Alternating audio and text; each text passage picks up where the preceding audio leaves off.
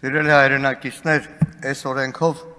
հերթական ու հերթական անգամ հայ ժողովուրդը Հայաստանի Հանրապետության քաղաքացիները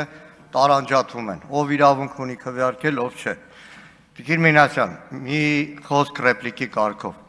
Ճիշտ է, կան Հայաստանի բազմաթիվ երիտասարդներ քաղաքացի, որոնք տարիներ ապրում են արտերկրում, իրենց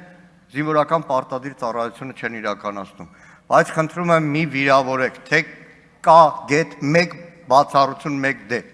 Բազմաթիվ են եղել դեպքերը, երբ նույն 44 օրյա պատերազմի ընթացքում ամբողջ կյանքը Հայաստանի Հանրապետությունում չապրող երիտասարդը 18 տարին լրանալու պես եկել է իր պարտքը կատարել է հայրենիքի նկատմամբ, ցավոք նրանցից որոշները նաև նահատակվել են։ Կոնկրետ անուններ կան, կոնկրետ դեպքեր կան եւ խնդրում եմ մի ընդհանրացրեք։ Ցավոք սրտի այս հարցի քննարկման ժամանակ հերթական անգամ մեր հասարակության մի մասը թիրախավորվում է Ռուսաստանից եկածի փրընտրություններին, այնքան է թիրախավորվել, որ օրերս մի խայտարակ դեպք նկատեցի։ Մեկը զենքով բանով վստահ է մարտական հերթապահության գրել է, բայց ինչ կայֆ է, որ դիրք ես հելնում Հայաստանից թռածների ընտրություններում եկած ու ընտրողների հետ ձեր քթից բերելու է։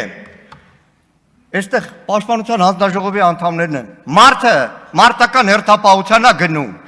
ստատուս է գրում, հեսա տեսեք, հելելու եմ դիրքեր ինչ եմ անելու։ Էս ենք անում։ Լավ է, Պաշտպանության նախարարության ահազանգիցից հետո հեռացրեց այս գրառումը։ Այստեղ զեկուցողն չէ, Տիկին Վարդանյանն էր, ընտրական տուրիզմ, մուննաթ եկավ։ Այդ մենք չենք հորինել այդ բառը։ Նիկոլ Փաշինյանն է հորինել այդ բառը 2018-ին։ Հիմա մեզ եք ասում։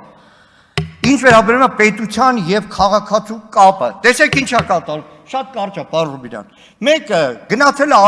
արտերկրի աշխատանքի, ընտանիքը էստեղ, ծնողներն էստեղ, երեխեքն էստեղ, բայց իրան զրկում ենք